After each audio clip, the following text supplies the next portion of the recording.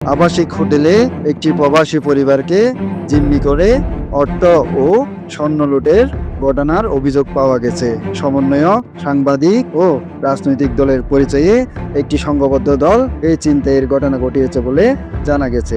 গত 29 জুলাই কক্সবাজারের একটি আবাসিক হোটেল কক্ষে এই ঘটনা ঘটেছে বলে জানিয়েছেন ভুক্তভোগী বশির আহমেদের খালাতো ভাই উসমান। আসসালামু আলাইকুম। বিগত 19 তারিখ আমার ভাই দীর্ঘদিন নিউজিল্যান্ড থাকার পরে সিটিজেন হয়ে বাংলাদেশে আসে। তো আসার পরে আমরা পরিবার সহ এই কক্সবাজারে বেড়াতে আসি, সমুদ্র বাড়িতে রুম নিয়ে থাকি। তো দীর্ঘদিন থাকার পরে কয়েকদিন সেখানে কয়েকটা বখাটে ছেলে গিয়ে আমাদেরকে রোহিঙ্গা জিম্মি করে আমাদের থেকে টাকা নেয় বিকাশে 39,300, তারপর আরগুলো মানে ক্যাশ নেই, সর্বমোট 1.5 লক্ষ টাকা।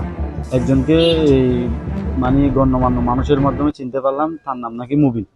জানা যায় নিউজিল্যান্ড প্রবাসী বশির আহমদ তার পরিবার নিয়ে কক্সবাজারের হোটেল সমুদ্র বাড়িতে বেশ কিছুদিন অবস্থান করে। তাদের গতিবিধি লক্ষ্য করে ছিনতাইকারীরা হোটেলে জিম্মি করে বিকাশ নগদ ও ক্যাশে 1.5 লক্ষ টাকা ও 1.5 ভরি বিদেশি স্বর্ণ ছিনিয়ে নেয়।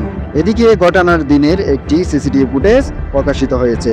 সেখানে ঘটনার সাথে জড়িত ছিনতাইকারীদের চিহ্নিত করেছেন ভুক্তভোগী।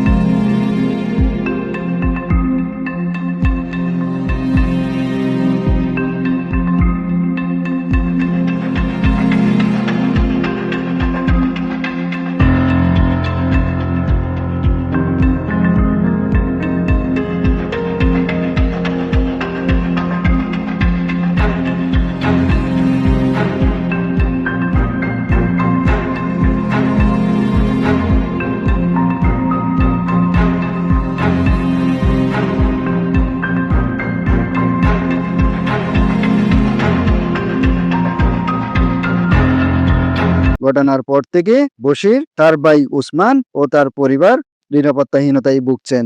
এজন্য এখন পর্যন্ত আইনি সহায়তা নেওয়া হয়নি বলে জানা গেছে।